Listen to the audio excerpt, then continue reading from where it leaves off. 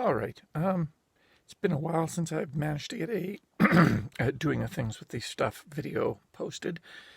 It's not that I haven't been doing things with all kinds of stuff, but just getting it filmed, getting it straightened out, posted in between regular work and all that. You can sort of understand.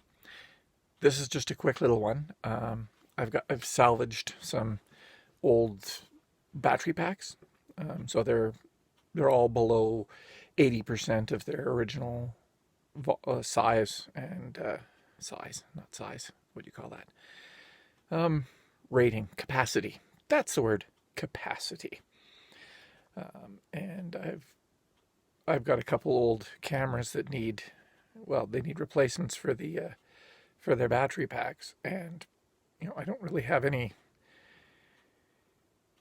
to replace them with, but these will work because they're lithium ion, so same voltage. And yeah, I'll just show you how I'm going about doing that. Here is the pack, one of them.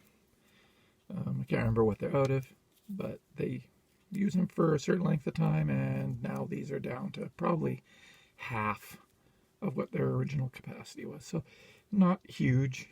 There might be 1200 milliamp hours in there, and they would have started out probably at 3000, so they're probably down about half. Now the neat thing about these is they have a charge and discharge controller circuit board right there, which helps keep the batteries balanced and safe. Lower capacity, so what I've been doing is I've been desoldering one of the boards and then jumpering the batteries and paralleling them.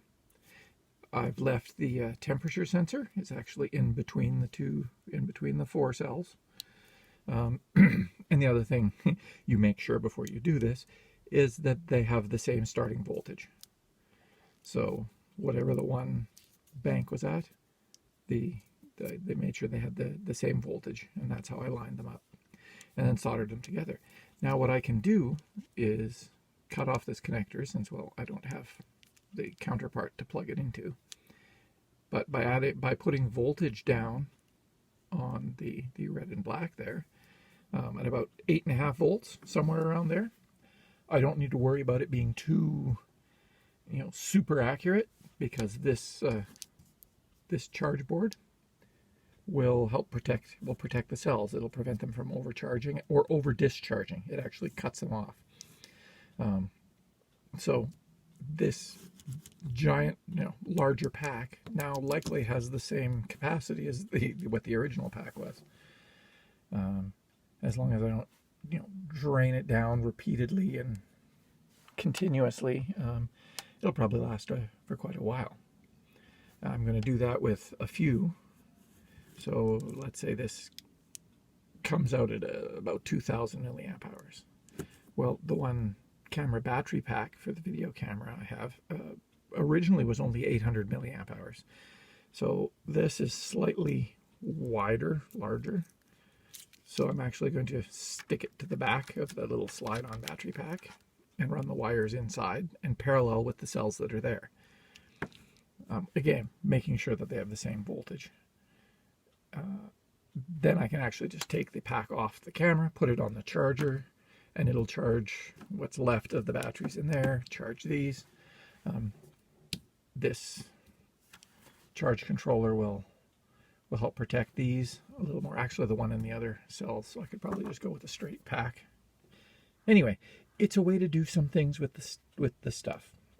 And again, these are discarded batteries, because end of life is considered 80%. Is it ideal? No, of course not. I'd rather have much more capacity. But well, if you've got the time and the knowledge, and then you don't need to spend $100 or $50 on individual packs. You can just reuse what others have decided isn't good. These should be good for a while, and if they die, well, they didn't cost a whole lot to start with, so free, because garbage, right? Anyway, it's a way to do things with the stuff.